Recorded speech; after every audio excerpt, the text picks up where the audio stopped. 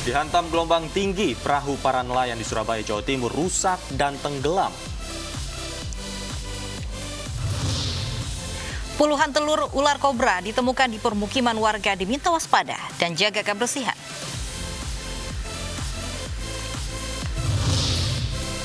Pandemi COVID-19 belum usai, resepsi pernikahan di Jakarta kembali dibolehkan.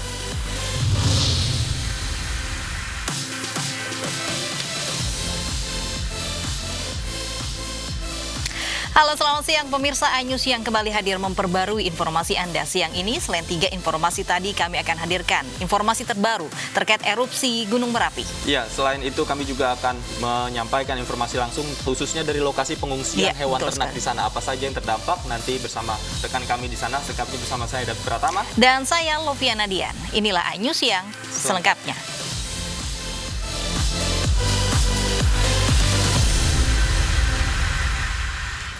Pemirsa, diduga akibat korsleting listrik, 4 buah ruko di Jalan R.E. Marta Dinata, Yogyakarta ludes terbakar. Seorang penghuni ruko terluka karena terjatuh saat menyelamatkan dokumen dalam bangunan yang terbakar.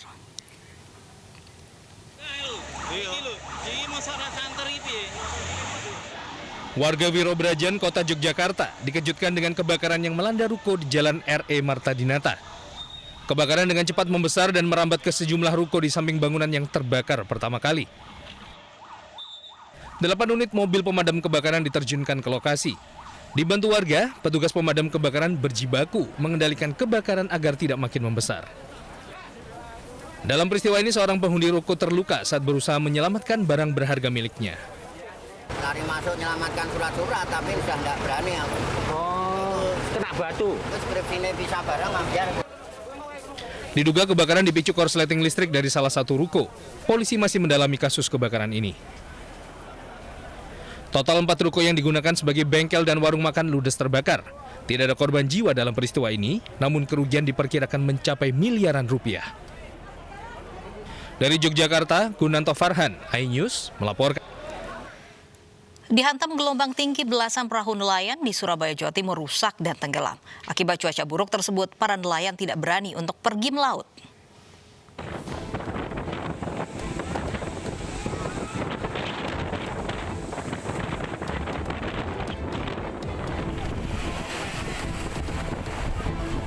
Ombak setinggi lebih dari 1,5 meter menerjang pesisir pantai Cumpat dan Nambangan, Kota Surabaya, Jawa Timur, Kamis dini hari tadi. Puluhan nelayan pun beramai-ramai menyelamatkan dan mempertahankan perahu mereka dari besarnya ombak dan kencangnya angin.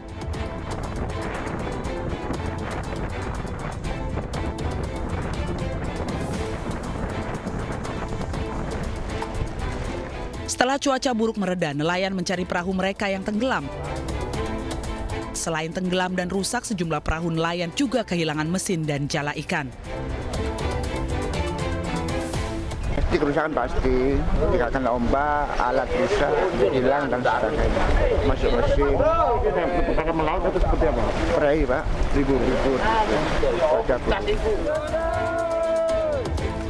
Untuk sementara waktu, para nelayan memilih tidak melaut guna menghindari hal yang tak diinginkan. Cuaca buruk juga sempat membuat air laut masuk ke perumahan warga. Dari Surabaya, Jawa Timur, Yuda Prawira, iNews melaporkan. Terpergok hendak mengambil televisi, seorang pencuri di Medan, Sumatera Utara terjatuh dari atap sebuah gudang ketika melarikan diri. Pelaku beruntung tidak dihakimi massa karena menangis kesakitan akibat luka parah yang dialaminya.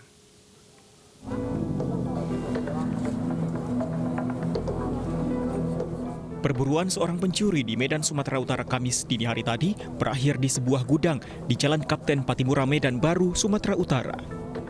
Pelarian pelaku yang sebelumnya terpergok hendak mengambil televisi berakhir setelah terjatuh dari atap sebuah gudang yang terkunci. Warga pun terpaksa menerobos masuk ke dalam gudang untuk menangkap pelaku.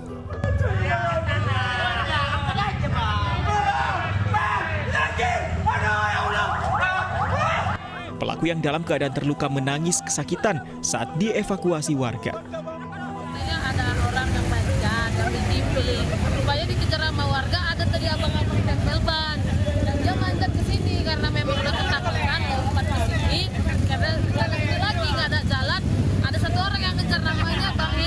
1.000 kalau nggak salah, atau Tony gitulah. Berapa orang nggak maling ada? Satu orang yang maling kesini, cuma TV-nya di kantor itu tinggal. Usai dievakuasi, pelaku yang diduga mengalami patah tulang dibawa ke Mapolsek Medan Baru untuk mempertanggungjawabkan perbuatannya. Dari Medan, Sumatera Utara, Ahmad Ridwan Nasution, iNews melaporkan. Produksi pengolahan madu palsu dibongkar di Reskrimsus Polda Banten di wilayah Kembangan, Jakarta Barat. Petugas menemukan sejumlah bahan berbahaya untuk kesehatan seperti fruktosa, glukosa, dan molases.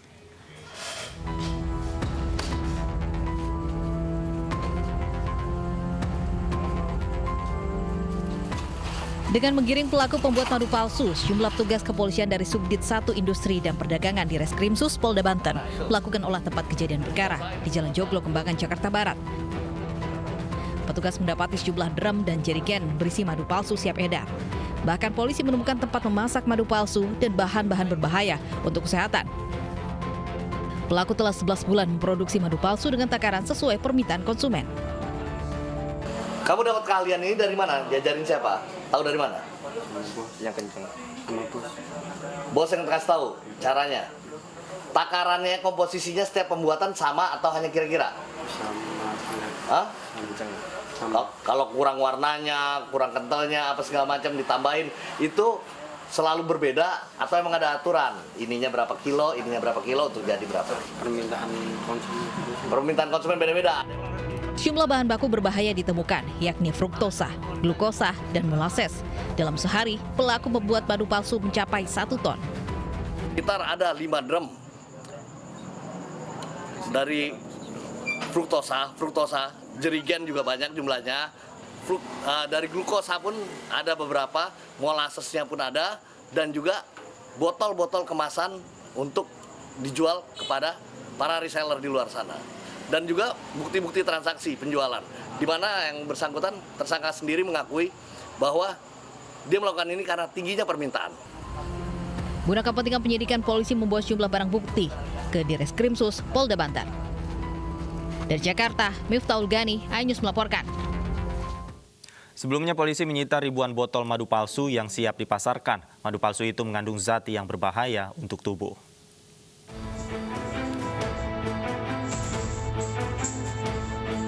Satu persatu madu palsu ini diangkut kembali sebagai barang bukti. Madu palsu ini disita dari seorang pedagang mie ayam di kawasan Joglo, Jakarta Barat. Madu palsu menggunakan ikon madu khas Banten, dijual melalui online dan juga dijual langsung ke warga.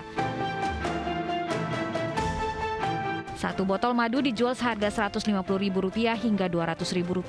Dalam sehari, pelaku bisa memproduksi 1 ton madu palsu.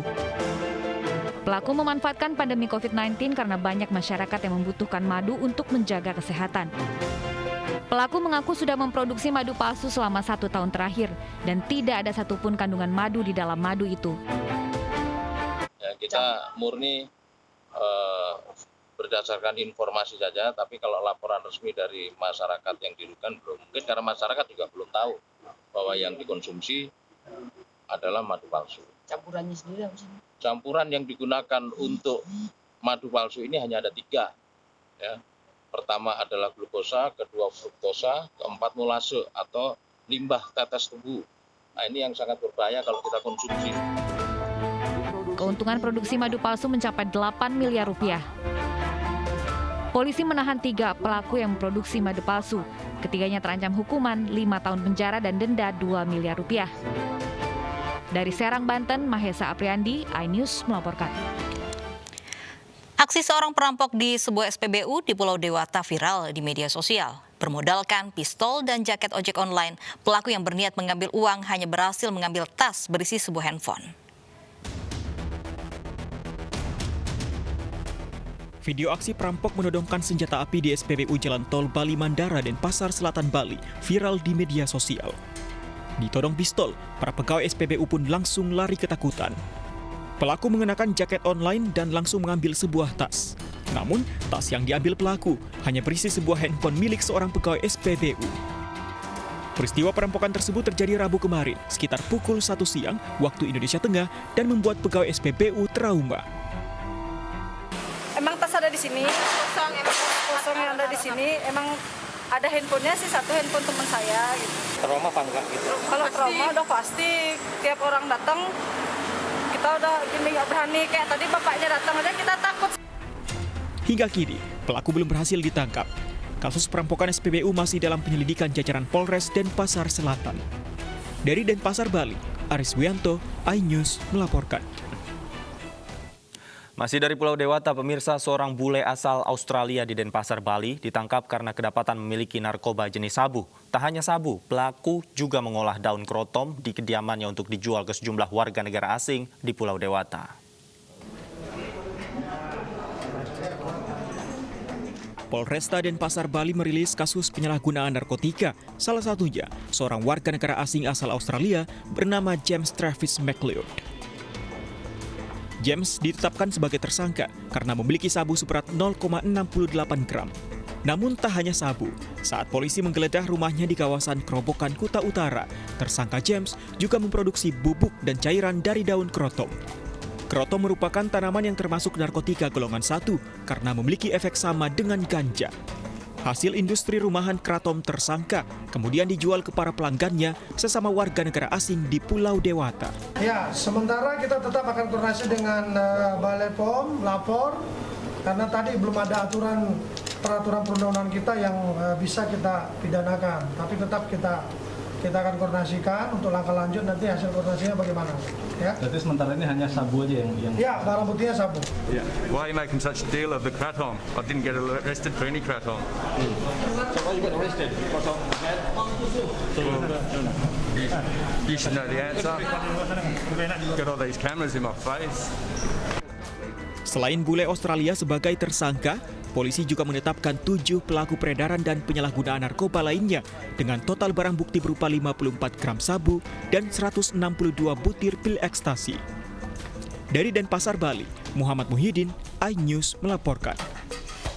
Rekonstruksi kasus tewasnya seorang janda di Kabupaten Kulon Progo, Yogyakarta nyaris ricuh. Anak korban tak kuasa menahan emosi saat melihat wajah tersangka yang menghabisi nyawa ibunya.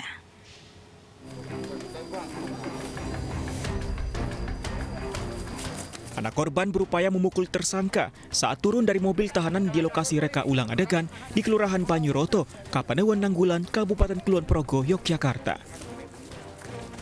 Beruntung, tersangka Agus Trikoyo Parisuda dalam pengawalan petugas.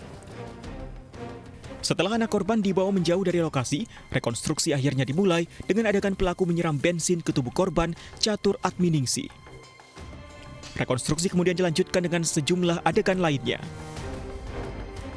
Kurang lebih 25 sampai total dari awal untuk di TKP ini 25 adegan. Namun demikian nanti masih ada penambahan 1-2 adegan di TKP lain untuk menambah lagi unsur-unsur karena kita ada kemungkinan besar untuk membuktikan perencanaannya. Catur Atminingsi alias Ningsi tewas terbakar pada September lalu.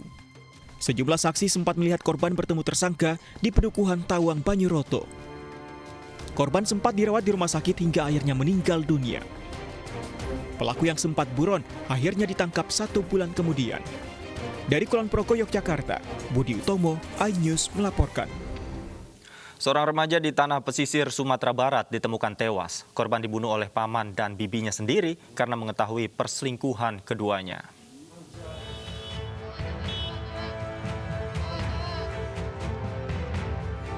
Daniel, remaja 16 tahun warga Kampung Koto Baru, Kanagarian, Sungai Tunu, Kecamatan Tanah Pesisir, Kabupaten Pesisir Selatan, Sumatera Barat ditemukan tewas di semak-semak tak jauh dari permukiman warga. Penemuan mayat Daniel sontak menggegerkan warga setempat. Setelah proses identifikasi TKP dan pemeriksaan beberapa orang saksi, polisi berhasil mengungkap kasus pembunuhan ini. Pelaku pembunuh Daniel tak lain adalah paman dan bibi korban yang tinggal serumah dengan korban. Kasus ini terungkap saat RY, paman korban, dan EY yang merupakan adik kandung ibu korban memperlihatkan gelagat yang mencurigakan saat dimintai keterangan oleh petugas. Hingga akhirnya salah seorang pelaku, EY, mengakui perbuatan yang ia lakukan secara bersekongkol dengan adik iparnya RY. Motif yang telah kami lidik adalah pelaku merasa sakit hati karena korban memergoki kedua pelaku ini sedang berselingkuh. Atas perbuatannya, pelaku terancam hukuman penjara seumur hidup atau hukuman mati. Dari Kabupaten Pesisir Selatan, Sumatera Barat, Budi Sunandar, iNews melaporkan. Video asusila diduga mirip sejumlah artis tengah dalam proses penyelidikan. Penelusuran akun penyebar video pun dilakukan. Bukan kasus pertama, namun kembali menyita perhatian pakar telematika. Kita masih ngecek dulu ya akunnya apakah memang iya atau bukan, kan masih mirip ya. Karena memang masih ada, kan masih diduga dulu sementara ini aja sebagai tersangka. Nantinya kita melihat bagaimana perkembangan hasil penyelidikan yang ada. Mata dibandingkan dengan mata, hidung dibandingkan dengan hidung, mulut dibandingkan dengan mulut dan sebagainya, itu tercapai nanti kemiripannya berapa persen, dan itu akan menjadi petunjuk awal. Ada software lain yang kemudian bisa juga untuk match itu atau face matching itu, kemudian bisa muncul angka. Hasil saya adalah 72 sampai dengan 74%. Hasil ini memang belum maksimal.